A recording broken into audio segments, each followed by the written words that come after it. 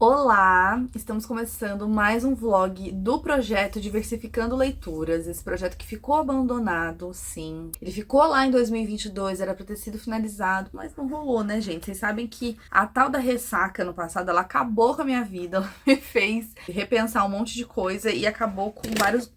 E acabou que várias coisas que eu tinha planejado, que eu tava fazendo, leituras e tal, eu não consegui, na verdade, fazer por causa desse período aí que foram meses aí que eu não consegui ler direito. Então, tô retomando esse projeto agora. Então, esse vlog é para falar especificamente sobre O Gigante Enterrado do Kazuo Ishiguro. Isso aqui é a terceira indicação do projeto, né? No total são 5. Essa é a indicação da Natasha, do Redemunhando. Eu já comecei essa leitura faz bastante tempo, eu comecei no ano passado. Eu acabei parando e agora retomei com esse objetivo de pegar aqui, documentar o que eu tô achando e, né, postar, pelo amor de Deus, dar continuidade a esse projeto, porque ele precisa ser finalizado esse ano, de preferência ainda no primeiro semestre. Como eu falei, eu já estou lendo. No começo, eu li assim, sei lá, pouquíssimos capítulos, uns 2 capítulos, eu larguei. E aí eu peguei agora, né, poucos dias atrás, e voltei a ler. E agora eu já dei uma boa adiantada e estou na página 250. O livro tem 400 páginas. Então eu já vou falar o que eu tô achando até esse momento e depois eu provavelmente só volto pra fazer um update quando eu finalizar. Bom, eu estou em torno dos 60% do livro. Quando eu comecei a ler, muitos meses atrás, eu tava gostando, assim, eu tinha achado já o que eu imaginava, digamos, sobre a escrita, que essa é uma escrita um pouco mais lenta, então, assim, bem no comecinho eu já falei,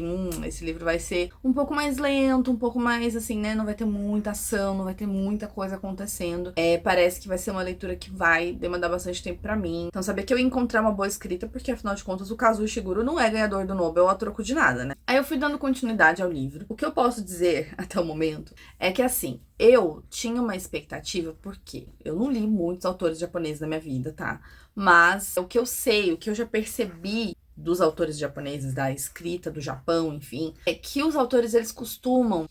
Barulho de obra, gente, vocês talvez estejam ouvindo. Eles têm, assim, pra mim, uma característica que é ter essa escrita mais lenta e mais voltada pra dentro, sabe? Uma coisa mais intimista, mais voltada pros personagens e tal. Então eu já fui com essa expectativa que eu iria encontrar uma coisa mais focada nos personagens, que é algo que eu gosto muito, mas que, assim, mais intimista, sem muita ação e tal. E aí, gente, o que a gente tem aqui? Vou falar brevemente a sinopse pra vocês. A gente tem aqui um livro de fantasia, eu já sabia que seria um livro de fantasia. O Kazuo, eu sei que ele tem o hábito, digamos assim, de navegar ali pelos mares da ficção científica, né? Eu acho que esse aqui foi o primeiro livro de fantasia que ele escreveu. E aqui a gente tem um pano de fundo totalmente fantástico, né? De um mundo fantástico. E a gente vai acompanhar 2 protagonistas, que são 2 senhorzinhos. É um casal de velhinhos. Então temos o Axel e a Beatrice. Eles são um casal, de fato, eles são marido e mulher. E aí acontece uma coisa lá e eles falam, nossa, a gente precisa encontrar nosso filho, porque faz muitos anos que a gente não vê nosso filho. E ele mora lá numa outra comunidade, num outro lugar, e a gente precisa fazer esse caminho aqui pra encontrar nosso filho. Só que eles estão percebendo que tá acontecendo uma coisa ali que eles chamam de névoa. E essa névoa, ela fez alguma coisa com eles. Eles estão suspeitando que essa névoa tá fazendo eles esquecerem das coisas. Então tem muitas coisas que eles não lembram direito mais. Então, assim, eles já são velhinhos. E aí tem muita coisa que, tipo, some, assim. Coisas até recentes que eles não lembram. Coisas antigas, então, é que eles não lembram mesmo. Eles estão com essa sensação de que tem algo acontecendo que tem a ver com essa névoa. E eles vão nessa caminhada, nessa jornada pra encontrar o filho deles. E nesse meio tempo eles vão passar por várias situações. Vão encontrar várias pessoas, vão falar com várias pessoas. A história é basicamente essa. É aquela coisa. Eu sabia que era um livro de fantasia. E eu sou uma leitora de fantasia, vocês sabem disso, que eu leio muita fantasia e tal. Mas ainda assim, eu achava que esse livro iria ter a fantasia, um mundo fantástico, apenas como um pano de fundo. A fantasia, ela não é só um pano de fundo. A fantasia, ela é um elemento muito importante da história, muito importante. Eu tô sentindo como se esse livro fosse um Senhor dos Anéis ou um Crônicas de Gelo e Fogo, escrito por um autor japonês. Tem algumas características da escrita dos autores japoneses, mas é uma fantasia nesse nível, tipo o Senhor dos Anéis. Então, assim, pra quem já leu o Senhor dos Anéis, sabe que No Hobbit isso também acontece. Tem essa coisa da jornada e da gente acompanhando aquele grupinho de personagens andando, andando, andando. E é isso que tem aqui. A gente tá acompanhando o Axel e a Beatrice andando, andando, andando e andando e andando. E aí, nesse meio caminho deles, aí que eles estão andando, andando, andando, andando, eles vão encontrando algumas pessoas. Eles encontram um padre, aí eles encontram um soldado, aí eles encontram um príncipe, sei lá, eles encontram várias pessoas. É uma história de fantasia bastante padrão, gente, assim. Não tô achando nada diferente, mas ao mesmo tempo eu tô um pouquinho desapontada, porque eu achava que ia focar mais no íntimo dos personagens. Eu achava que ia ser uma história que ia focar mais nos sentimentos deles e tal. E por mais que explore isso um pouco, pra mim não tá sendo suficiente. Então tá rolando aí um problema com as minhas expectativas, porque tem esse rolê todo aí fantástico acontecendo, tem dragão, tem um rolê lá que tem a ver com dragão, matar um dragão. Tem umas coisas que, tipo, é muito fantasia épica, sabe? Então eu tô achando esquisito, porque, poxa, não era bem o que eu tava esperando, sabe? Eu tava achando que ia ser só o pano de fundo ali do local que eles estão, mas queria focar mais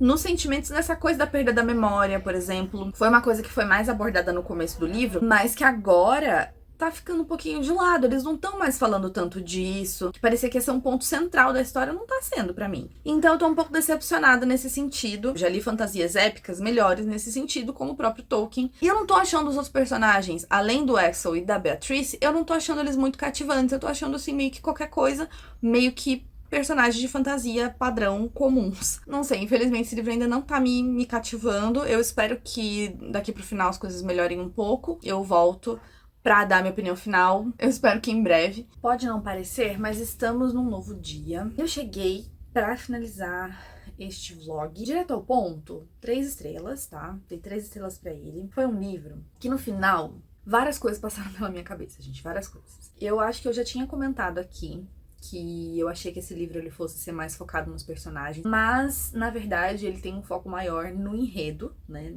no desenvolvimento da história, da jornada desses personagens e não nos personagens, nos sentimentos dos personagens propriamente dito. Mas ao mesmo tempo, eu acho que além dele ser um livro de fantasia que acaba soando meio genérico. Eu acho que ele tem algumas coisas ali que acontecem que são um pouquinho genéricas, um pouquinho padrão demais. Eu percebi que algumas pessoas que já leram o autor... Essa aqui foi minha primeira experiência com o autor, né? Então eu não tenho como falar essas coisas. Mas eu vi que algumas pessoas que já leram outros livros do autor têm uma opinião assim... Ah, tá bom, é um livro simples, assim, no seu enredo, mas é porque ele quer passar outras mensagens. Ele quer que a gente interprete outra coisa. Ele está usando esse enredo como uma metáfora. E aí é que o negócio meio que complica, né, gente? Porque eu posso ter, assim, uma inteligência inferior e não conseguir pegar todas essas nuances e todas essas metáforas que o autor supostamente, né, colocou aqui. Eu não sei dizer pra vocês, pode ser que realmente exista todo um rolê metafórico aqui que eu não peguei, mas analisando só o que está na página, analisando só aquilo que me foi contado, é uma história de fantasia bastante comum, tá? Ele bebe bastante da fonte de Tolkien, o mundo em si é bastante nada de novo, assim. De verdade, é uma coisa muito simples, assim, o enredo mesmo. Só que tem algumas revelações que a gente... Bem no final mesmo, assim, no último capítulo, a gente tem algumas revelações que nos são entregues. Eu gostaria muito que isso tivesse... que o livro todo tivesse sido explorado daquela forma. Porque, como eu já tinha falado, existe aqui uma névoa, né, que ela está sumindo, né, com as memórias das pessoas. Então, existe uma parte, assim, do enredo que vai abordar isso. E uma forma de recuperar essas memórias e tal. Então, toda vez que era abordada essa parte da memória, da névoa e da recuperação, às vezes, de algumas memórias por determinados motivos, eu achava isso interessante. Mas o enredo em si, gente, ele fala de Rei Arthur às vezes, ele fala de Merlin, ele fala de umas coisas assim, tipo, vai enfiando ali umas coisas e eu fiquei meio assim, sem entender direito o que tava rolando. E mesmo que a história seja relativamente simples, né? O enredo fantástico aqui, ele é relativamente simples. Ainda assim eu fiquei meio... Por que o Kazuo Ishiguro escolheu esse background, escolheu abordar esse tipo de história? Não sei, gente, realmente não sei. Tô falando, pode ter um significado extremamente profundo que eu não peguei, tá? Ele pode existir e só eu mesmo que não tive capacidade de entender. Acabei, por isso, achando mediano, assim, né? Achando um enredo bastante mediano. Mas os personagens, os protagonistas propriamente dito, são interessantes, eu acho que eu já tinha comentado isso.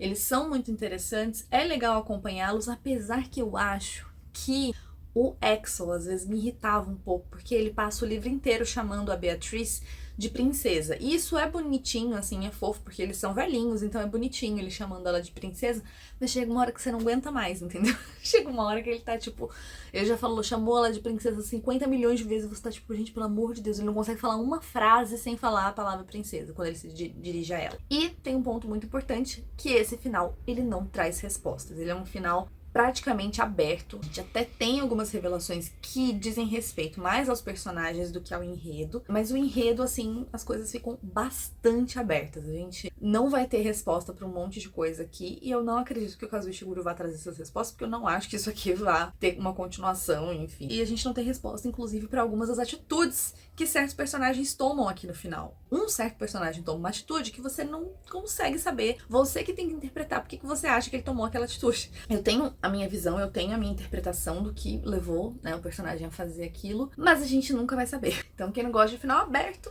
não sei se é uma boa pedida você passar 400 páginas sem saber muito bem e depois terminar continuando sem saber. Tá, eu achei um livro ok, dei 3 estrelas, achei ok, mas eu ainda pretendo ler outros livros do Kazuo Ishiguro. Tenho dúvidas se vou ler Clara e o Sol, o Não Me Abandone Jamais. Eu não sei se eu vou ler, eu conheço muita gente que gosta, mas eu já assisti o filme, e o filme, obviamente, conta, né, o grande plot twist da história, que parece que no livro você demora muito pra saber, mas o Clara e o Sol parece ser interessante, então pode ser, e se ele for mais curtinho, quem sabe eu dei uma chance. Mas é isso, então, essa foi a minha opinião. Agradeço muito a Nath por ter me indicado esse livro. Eu sei que a Nath não vai ficar chateada por eu não ter gostado muito. Eu dei 3 estrelas, tá? Eu não odiei. Inclusive, a escrita do Kazuo é muito boa. Gostei bastante da escrita dele, por isso também quero ler outros livros dele, só porque realmente esse enredo aqui que não me pegou tanto. Mas eu sei que ela não vai ficar tão ofendida e chateada comigo, porque ela não leu ainda esse livro, né? Ela já leu o Kazuo Ishiguro, mas ela nunca tinha lido esse livro. Então, por saber que eu gosto de fantasia, me indicou esse livro aqui. E talvez eu não tenha falado de como eu me senti quando esse livro foi indicado, né, pra mim. Mas então vou falar brevemente como que eu me senti quando ela indicou. Só pra não ficar sem essa informação aqui, porque nos outros 2 vídeos eu também fiz isso, né? Quando eu vi a indicação, eu fiquei bastante surpresa, porque eu esperava que a Nath fosse me indicar alguma coisa, assim, não digo filosófica, mas assim, alguma coisa, um livro mais drama, mais intimista, uma coisa assim. E me surpreendi bastante quando ela me indicou fantasia, porque ela me indicou justamente por saber que eu gosto de fantasia. Ela nunca tinha lido este livro, mas ela já conhecia o Kazuo Ishiguro, então ela fez uma junção aí, né, juntou o útil ao agradável e me indicou esse livro. Mas eu acho que, Nath, se você estiver assistindo, eu acho que há uma chance, sim, de você gostar bastante desse livro, justamente por ele ser mais, assim, lento e tal, ter um desenvolvimento um pouco mais tranquilo, assim. E talvez essa coisa de acompanhar a jornada, assim, seja uma coisa que você vá gostar. Eu acho interessante, mas é porque aqui realmente achei que ficou um pouquinho maçante. Eu indico pra você, sim, ler esse livro, tá? E também indico pra qualquer pessoa que quiser ler, gente. Eu só não sei se é uma porta de entrada boa para o autor, tá? Mas não li nenhum outro livro dele, então também não posso falar muita coisa. Nath, mais uma vez, muito obrigada, gente. O canal dela tá aqui embaixo, tá? Eu marquei ela aqui também, né? Sigam a Nath, porque assim, nós duas somos pessoas que temos um conteúdo e um gosto literário muito diferente, mas a Nath é uma pessoa que ela é professora e ela é escritora também. Ela tem um livro que ela lançou recentemente, que inclusive preciso ler, que fala sobre filósofas mulheres. Então ela tem uma maneira de falar assim muito cativante. Eu gosto muito de vê-la falando sobre livros, porque ela realmente consegue me convencer a ler esses livros que são tão diferentes, que fogem da minha zona de conforto. Então eu recomendo super pra vocês conhecerem o trabalho dela, tá? Finalizei então mais um livro do projeto. Ainda faltam 2, tá? O próximo vai ser o livro indicado pela Júlia, do Girassol Literário. Então vem aí uma leitura dramática, né? Tudo indica que vai ser um livro bastante dramático. E eu espero voltar em breve com mais um vídeo aqui deste projeto, que eu espero que vocês estejam gostando também. A gente se vê então em um outro vídeo ou vlog deste canal, tá bom? Um beijo pra vocês e tchau, tchau!